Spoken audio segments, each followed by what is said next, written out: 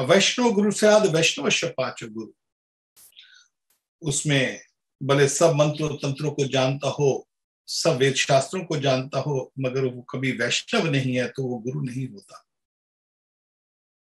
ये उसकी सबसे पहली क्वालिटी है। गुरु जो है वो वैष्णव ही होना चाहिए। और मैंने जैसे आपको बताया कि हम इतने आभारी हैं हमारी चारों वैष्णव संप्रदायों के, और हमारे जितने भी वैष्णव गण हैं, जो भूतकाल में जो वैष्णवों ने जो इस पृथ्वी पर आकर लोगों का उद्धार किया उनके कारण, और जो वैष्णव अभी भी विद्यमान है, प्रेजेंट है ये समय और या आने वाले, इन सब का हमको बहुत बहुत आभार प्रकट करना चाहिए, क्योंकि इनके कारण ही हमको भगवान की भक्ति मिलती है। अपाश्य आश्रय, ये बहुत ही महत्वपूर्ण शब्द है यहाँ पर भागवत के अंदर। अपाश्य आश्रय, वैष्णव का आश्रय लेने के बगैर भगवान की प्राप्ति नहीं होती। और हमारा भाग्य इतना अच्छा है कि हम भगवान के गुणगान कर रहे हैं, परंतु भगवान के गुणगान करना कोई साधारण बात नहीं, और हम कर भी नहीं सकते। भगवान के गुणगान करने में हमारे में किसी में योग्यता नहीं है, ना सुनने की और ना कहने की। हमारा हाल उस मच्छर की तरह है या मक्खी की तरह है कि जब मक्खी और मच्छर आकाश में उड़ते हैं, मगर मक्खी और मच्छर आकाश को नाप नहीं सकते। उनको मक्खी और मच्छर को आकाश का पता नहीं होता कि आकाश कितना बड़ा है, ब्रह्मांड कितना बड़ा है। हम मक्खी मच्छर को भी छोड़ दे, बड़े से बड़ा जो बाज आता है, गिद्ध आता है, यहाँ तक गरुड़ जी एक ब्रह्मांड से दूसरे ब्रह्मांड में जा सकते हैं, मगर वो भी भगवान कृष्ण की जो जो गुणगान है वो करने में असमर्थ है। और जैसे मछली भी, हम एक और एग्जांपल, जैसे मछली है, मछली पानी में किस तरह अच्छी तरह से तैरती है।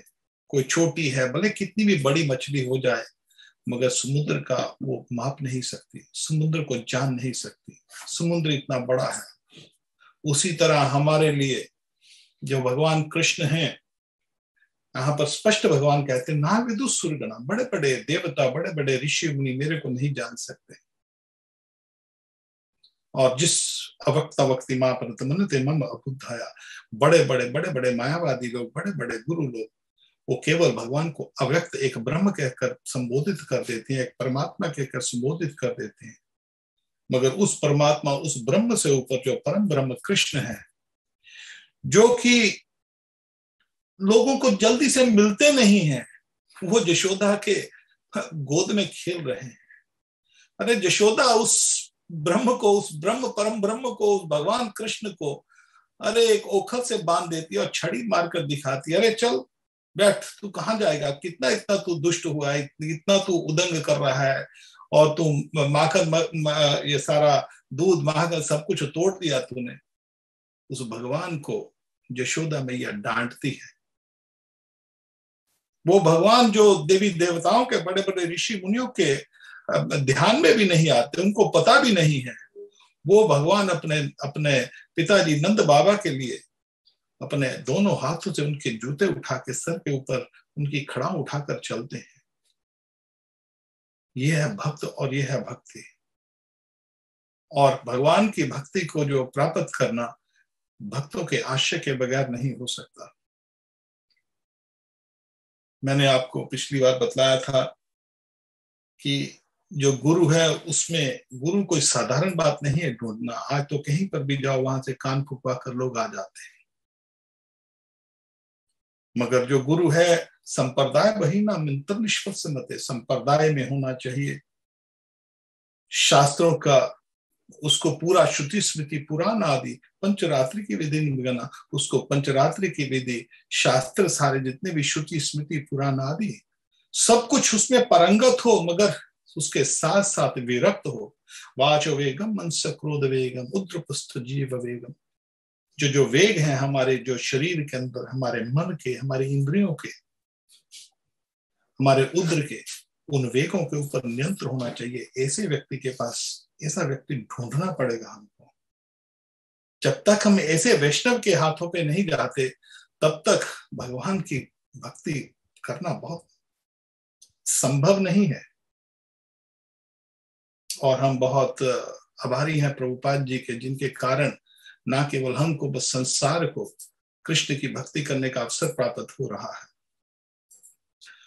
और गुरु कृष्ण कृपा पाए भक्ति लता बीज। गुरु की कृष्ण से कृपा से कृष्ण मिलते हैं, और कृष्ण की ही कृपा से गुरु मिलते हैं।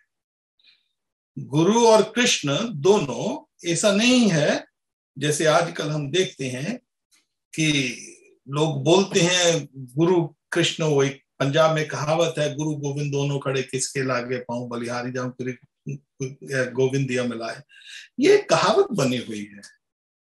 लोग ये पढ़कर क्या करते हैं, गुरु को पकड़ लेते हैं, गोविंद को उड़ा देते हैं। ना तो गोविंद की गीता को मानते हैं, ना गोविंद की भागवत को मानते हैं, ना गोविंद की पंचरात्र की विधि को मानते हैं, ना गोविंद की संप्रदाय जो वैष्णव संप्रदाय उनको मानते हैं। और ठाकुर जी की जो भी पंचरात्र की विधि, भागवत विधि, किसी विधि को ना मानते हुए केवल गुरु की पूजा करने लग जाते हैं। तो ये एक आसुरी भाव है। ये भाव जो है, ये भक्तों का भाव नहीं है।